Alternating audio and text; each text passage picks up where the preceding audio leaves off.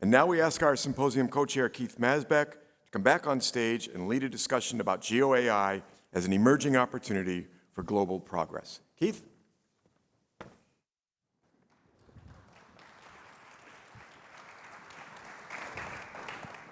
Thanks, John. Really excited to be up here with these two rock stars as we talk about the intersection of geo and AI. I think there are a few things that lend themselves to applications of artificial intelligence more readily than what we do in the geospatial world, although I'm like a tad biased.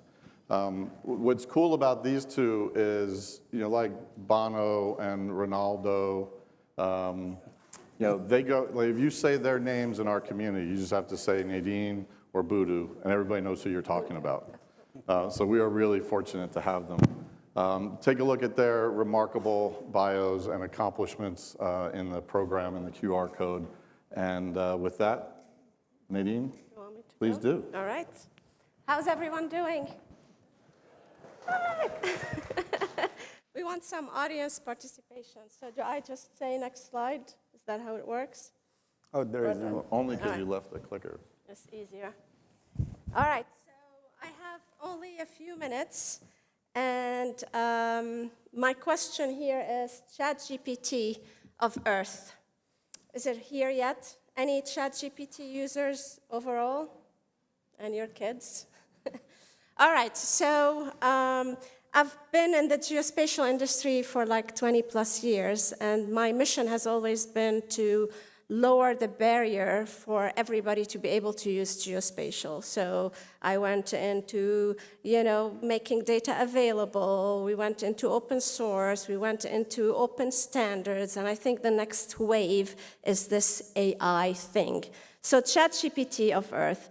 I'm going to go through a lot of slides because I just want to throw information at you so that you have all sorts of questions to ask us at the end. Deal? Right? All right.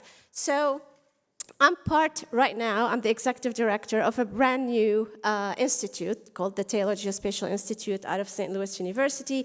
And it's a lot of brains and a lot of collaboration with industry, with government, in order to sort of accelerate, to fuel, to spark a revolution in the impact of geospatial technology, innovation, and research.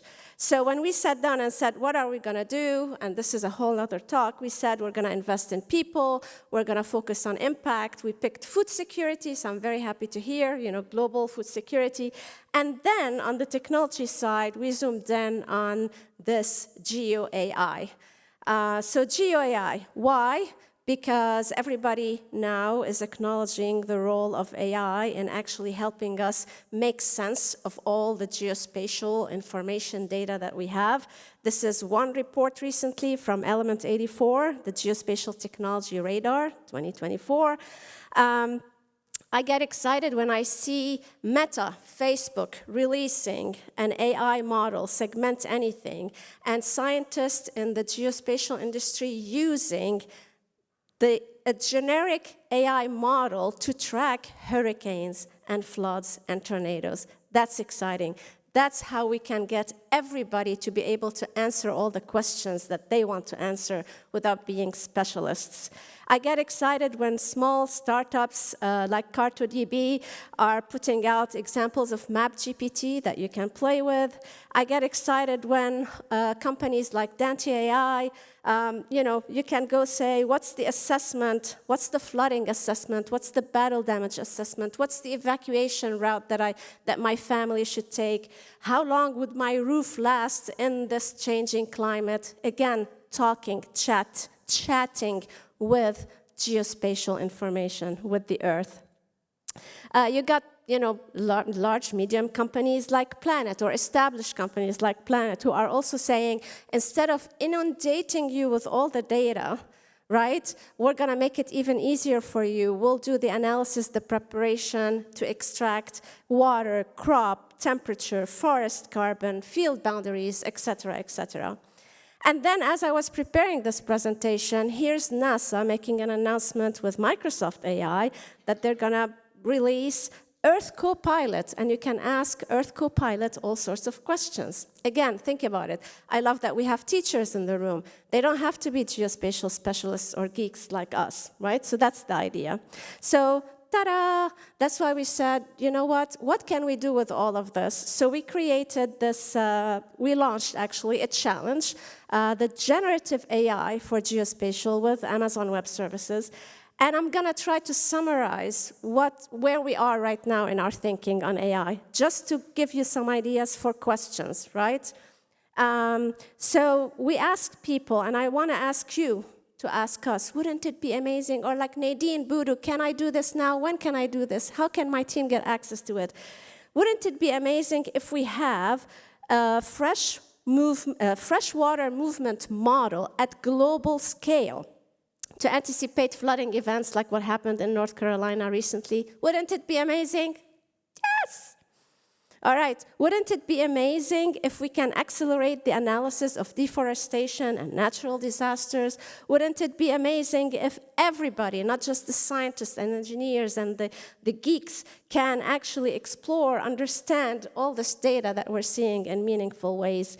And wouldn't it be meaningful and amazing if we have the policymakers, we give them those tools, the ability, again, to chat, to ask questions so that they can make their decisions? Wouldn't that be amazing? I think that's GeoAI.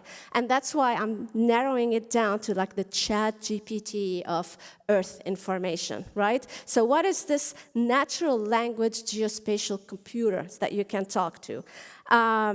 I have to say, the reason I'm here, because this whole event is about the future, is that the vision is amazing. I can ask, will my house ever be flooded? Where should I move my family? Where should I buy land that I can plant in 10 years, or my kids can plant in 30 years? And if you look here, I love this. Planet Labs, 2018 said, we're going to do a queryable Earth. In 2023, so 5 years later, they said, we have a little prototype of queryable California. Why? Because it's hard, because we're not there yet. So when I'm talking about the future, I'm also talking about us collaborating, investing, and actually getting us to a queryable Earth.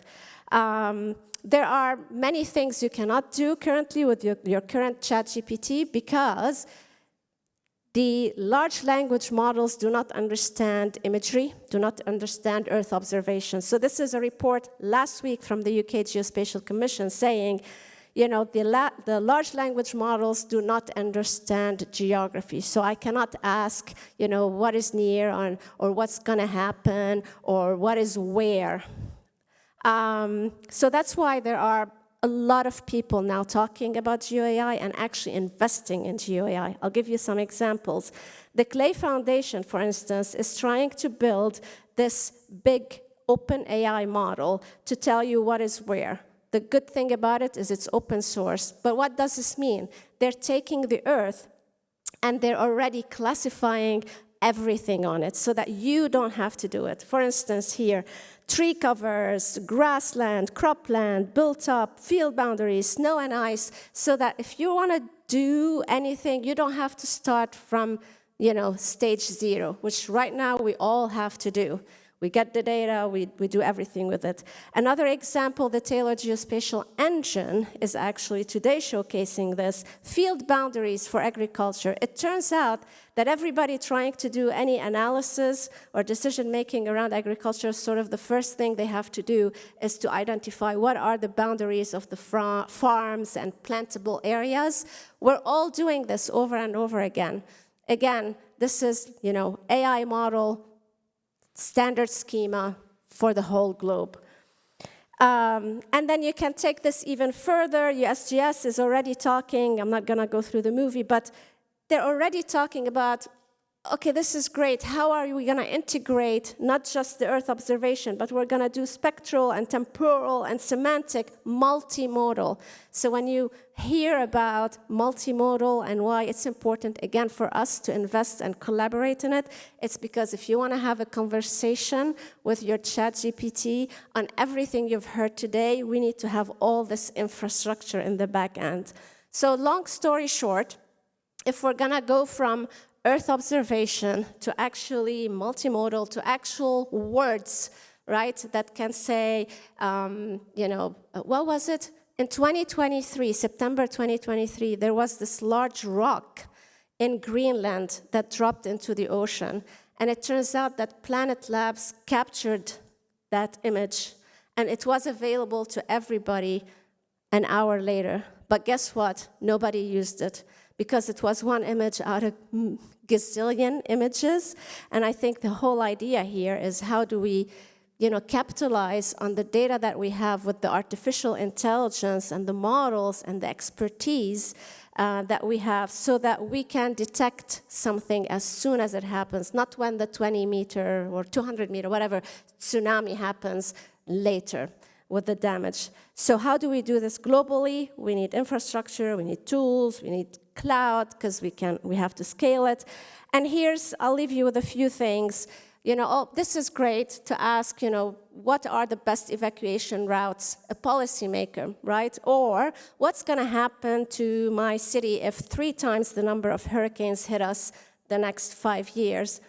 It turns out that the cost, right, of building these models for artificial intelligence is a barrier to open science and to trust. That's a whole other talk, trust ethics. So we cannot take for granted. We need to improve our access to computational resources if we want to get to that level of, making the Earth data accessible to everybody so that you can focus on your questions. Metrics, benchmarks, and I love this, the user. So this is, again, why I'm here. We're the tech geek, in a way. We're the science geek. What are the problems? What are the questions that we should be focusing on? The users, first responders, you name it. And then I heard it from everybody. This is so big and also so urgent that there's no other way than collaborating. So we really have to team up. And once again, I hope you're here also to team up. So I hope I at least threw a bunch of ideas and words at you so that you can ask us some good questions later. And if you're interested and you want to submit an idea for the challenge, there's a website. You can team up with people, and we want to see what this community can do with a lot of technology, resources, and artificial intelligence. Does that help, Keith?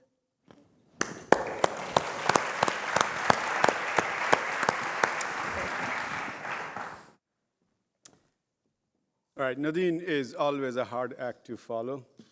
For the interest of time, Keith has warned me severely that we need to engage the audience. I will restrict the funny stories to only 2, okay? And use the other 3 minutes to tell you what I feel GeoAI. So I saw a lot of hands raised for users of ChatGPT. For those who are using ChatGPT and those who just got inspired to use ChatGPT, I want you to go in at some point and ask it to evaluate the following statement. My commute to work is so great, it's downhill both ways. And see what it does, okay? I'm not going to tell you what it does, but see how smart it is. But I wanted to tell you the second funny story, which is how did GeoAI come about? So the person in picture is Dr. Huina Mao. She came out of Indiana University Computer Science program. Her claim to fame was she wrote one of the amazing papers about how Twitter can be used for predicting the stock market. And she got flown around in first class by economists around the world talking about her research. And she was very interested in this aspect of predictions. And she came to me working as a Leon Russell Fellow at Oak Ridge. And her work was centered around predicting land use dynamics in Africa using cell phone signals. So Huina, in 2016, wanted to organize a workshop at ACM6 Spatial in Seattle.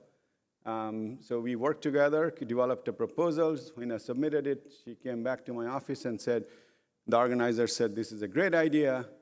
They will accept it, provided we can come up with a more interesting name that will be aligned with ACM6 spatial and not just geography.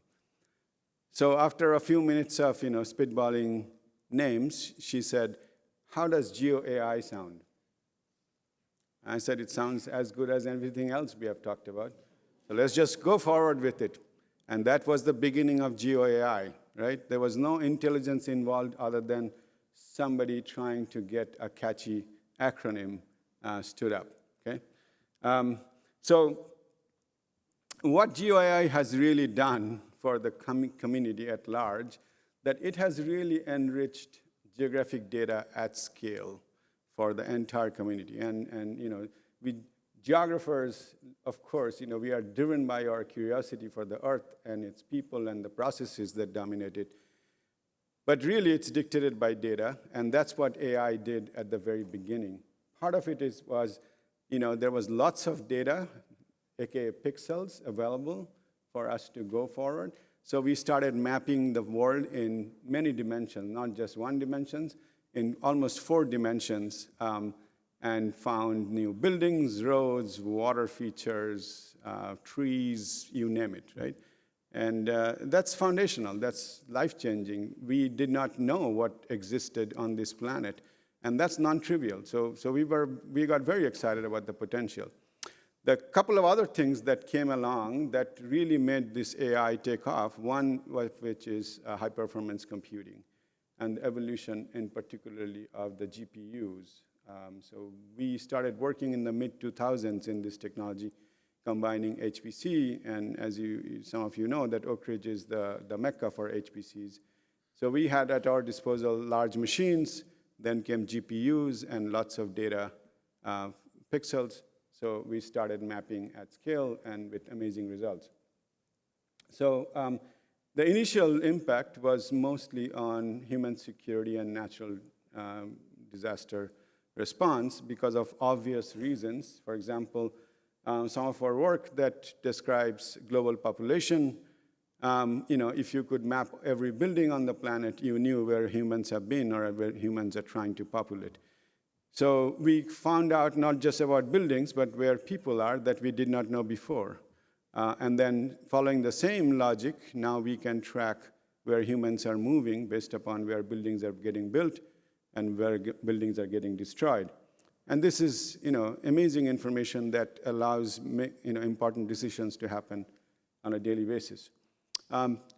Damage, both from natural intended and unintended events, allows us to get a very, very quick analysis of the situation, tells us what's standing, where people need resource help, and this simple analysis driven by AI in a very short period of time influences decision at the very highest level.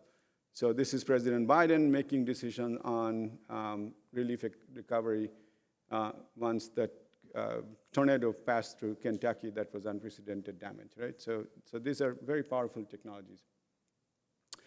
But as I have been talking, we have been excited about AI, but the sole reason is that we have a lot of pixels at our disposal. So it has been pretty much very, very imagery-centric because large part of the research community has access to the open remote sensing data archives from NASA and planets and others. But these models are pretty inflexible. It needs a lot of human interventions. A lot of people has to train these models about what a building looks like, what a road looks like. And this is where some of the AI gets defeated, because one of the best things I've heard at a meeting was a young person from Facebook. And he said that for an AI model, the teaching an AI model what a road looks like is probably easy, but what is really, really challenging is to understand what a road is. Because if you go to parts of the world, people will say, yeah, this is a road. And we will say, well, this doesn't have any concrete or asphalt, but that's not the definition of a road. The road is what allows you to transport between point A and point B. So these kinds of inflexibilities are built into these models. It also allows, it lacks higher level reasoning. If you ask it to define boundaries in nature, the AI models will draw boundaries that will defeat and will not align with our own perceptions, because as humans, we make boundaries conform with features that already exist. For example, roads, water features. Like, just look at the US state map, right? I think there are very few, and again, this is when I claim that I don't have a single degree in geography, so don't kill me. I don't know remember the exact number of states that does not have at least one natural feature as part of its boundary, but those are very, very few. But AI models cannot do that. If you ask it to say, can you draw all the state boundaries in the US, the 48 states, it will not be able to do it. And there has been very, very limited applications in vector data sets and also multimodal data sets. So what are the future opportunities? And Nadine kind of really elegantly pointed out to some of these amazing things that are coming way. We will have to figure out a way to collaborate with machines and use multimodal data sets to generate answers and not just to get stuck with single modalities.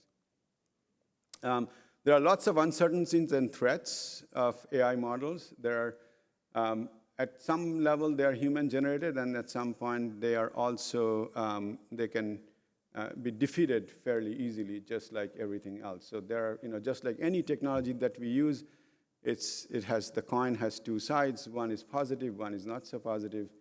And you must have seen lots of examples of these kinds of AI saying, you put a small sticky note on a stop sign and your computer vision model fails to recognize, your car fails to recognize that as a stop sign. It is pretty amazing to realize that how little of what we call data poisoning that you can do to even pictures of our faces that then will defeat the TSA pre-check, the algorithms that are running there, right? So it is there. So you can think of it in the geographic context that, how do you make these AI models not recognize things that are on the surface that you don't want people to know about, or how you start building things that the AI models will no longer recognize as that particular things. Can you develop, generate buildings in a way that the camera doesn't think it's a building anymore? And we as scientists, technologists, and just as human beings, we are deeply attracted to forecasting, okay? I remember coming as a graduate student and getting amazed that people were calling these 900 numbers and spending money, and somebody on the other end was telling them what's going to happen to their life, right? It's an economy that was being generated. We are just drawn to it. So we are being driven by the same intuition, saying, these GeoAI or AI models built on geographic data sets and geographic principles, how much does it have in terms of forecasting capabilities? How much can it tell us about the future?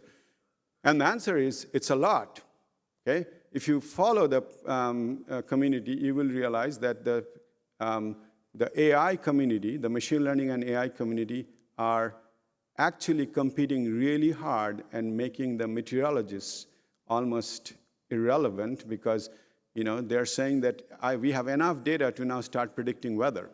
We don't need to know the physics that is being generated.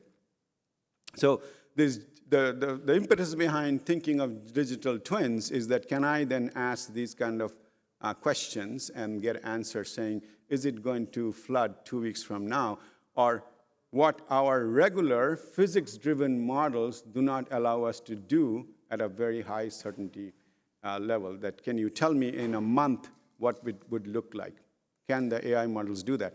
And the moment it starts doing that, that's really powerful, right? And we are probably heading that way. The last thing where I would leave is that everything we kind of think about is based upon our perception and our conceptions. There are things that happen in this world that are beyond human cognition, okay? Things move faster than our eyes can track. Things move faster than we can hear them, right? Can you create AI to do that, okay? Lee's in the audience, so I will take a soccer example. In theory, a goalkeeper will never be able to save a perfectly taken penalty kick, is because the time it takes for the ball hit hard enough to travel from the PK spot across the goal line is faster than how the reaction time of the keeper. It's that simple, right? That's why Instagram is full of those reels where this machine is constantly saving everything that somebody is trying to take, including Lionel Messi's kicks, okay? Because that camera is so fast in understanding the trajectory of that ball that it's almost impossible to hit. And there are many, many examples like this in the world that AIs are going to come and can help. So the possibilities are endless, but it's going to be driven by our curiosity and our imagination. All right, I'll stop there.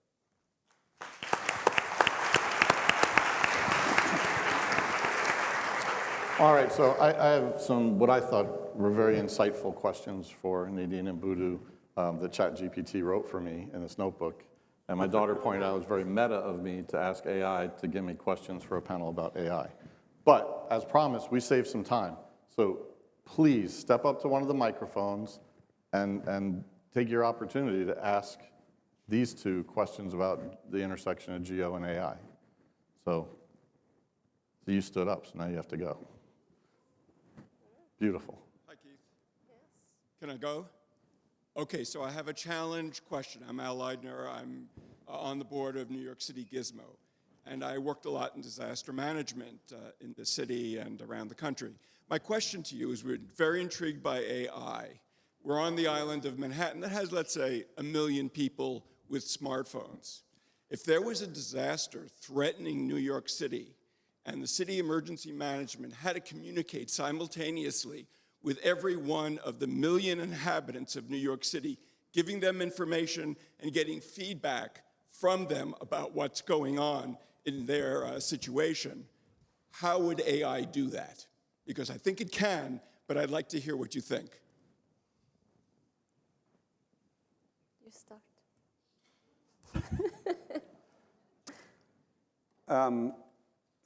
I think that's a great question. I do not know whether that's a technology challenge you are discussing, or are you saying that, can I replace that with AI? Instead of sending a message to people and trying to get their response, can AI guess the response? Am I understanding the question correctly? Let me give you a hint. Okay. Everyone is speaking into their phone. It's being immediately translated by AI digitally, and then it's all being collected and processed by AI and categorized, analyzed, and prioritized by AI, and responses that are built in based on those responses are then sent back to the individuals continually as they need to communicate and as they need responses. Does that make more sense? It does. So thanks for clarifying. I don't think that it's a technology limitations if we take it as the way you are describing the problem. It's more of a technology limitations of whether we can do that kind of level of processing in the available time. I think what you are really, bringing up an important question is that, could we generate an AI engine that would extract information that is actually meaningful and useful for taking actions? Because otherwise, it's just a matter of moving data from one place to the other, one endpoint to the other endpoint. I'll just get off this, but simply say that I work with OGC and I work with Nadine, and one of the projects sponsored by OGC under Nadine was the use of specifically this kind of AI technique to gather information and to respond. And it's a number of AI operations, but it's already been demonstrated by OGC. Yeah. If I was king, I would turn this into a slightly different approach, which is, can I do something with AI that I am not being able to do with humans directly, communicating directly with humans? So I'll stick to the disaster theme. in disaster, especially in hurricanes, where we need to evacuate very large number of people from the coastal areas. In my entire career, one of the elusive thing has been to guess the departure curve. When does one leave home to that area, right? And if, following your example, if I had a mechanism where I could send them a message through their phone saying, tell me the time you are going to leave, and they all sent me the time back, it's very efficient. It will solve the problem completely. But I think then why do we need AI to do it? So I would say if in 25 years, if people are not there, then what I would like AI to do is to forecast that departure curve with very little uncertainty associated with it. And I think that would be a very good challenge to work on for AI. So can I just add a quick thing? I think here the value of inferring, so not directly from the individual people. I mean, that's why social media, right? They follow social media and you follow the patterns. You follow the patterns of the WhatsApp groups. You even can follow the patterns from the Waze app, right, that people are using during an emergency. And you sort of infer part of it, the departure times, or it's the correlation between the fear, right, and the anxiety and the action. We have another question? Sure. Thanks for the presentations. They were fantastic. My question is about the efficiency of AI, and if we're continuing to work on these systems to improve efficiency of the answers, will this also in parallel reduce the energy use of AI, and how much is going to impact our climate in a pretty negative way? Well, I think that's all over the news these days, and even the chip manufacturers and the cloud providers are now investing in between energy research and their own energy sources. Personally, I don't have I've seen it raised as an issue over and over. I don't know what's being done about it. Do you know, Budhu? Is there anything happening? Well, what I know is that last week the TVA board approved Elon Musk's request for 110 megawatts of power to run his largest machine in Memphis, Tennessee. So there is going to be a lot of energy demand. That is one of the big criticism for AI. For those of you on your phone running ChatGPT, every 4 queries is a bottle of water, so don't forget. You just used up some of the planet's water by running ChatGPT. So the scaling of energy is something that I think the community is very conscious about. If you look at the trend for the large computers, the energy demand has been relatively modest, the increase given the increase in the compute power. But part of the reason this is becoming a challenge because we are pretty much all relying on GPUs to run all the AI, meaningful AI, large AI engines. So where we will see, or we hope to see gains is when we get away from GPUs. So there are lots of people working on neuromorphic computing. Quantum computing is another one where there is a strong push. So people are saying that, at least my colleagues in quantum have dropped the 20 years out to about 10 years out, which is pretty interesting. And then some of these edge AI deployments, what can you do on a very small edge device, and you don't really need to take it all the way to a ChatGPT. So can you have a small AI on your phone that can answer a lot of these questions, dumb questions that we are asking to test AI? And it doesn't have to go to a massive server somewhere to do it, right? So there are ways. I will not say that it's picture is entirely clear, but there are certainly certain indications that we will find ways to manage the energy and impact. Can I? Yes, you may.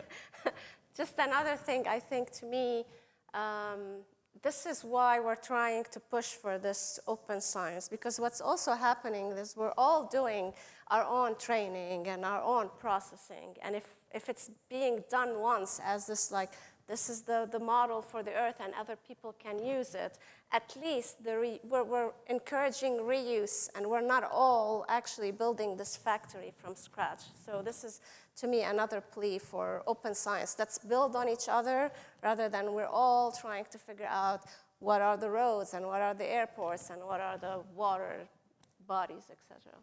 So thank you for your questions. I appreciate you coming to the microphone. I promise you that these two will meet you at that door and answer your question personally. I appreciate it.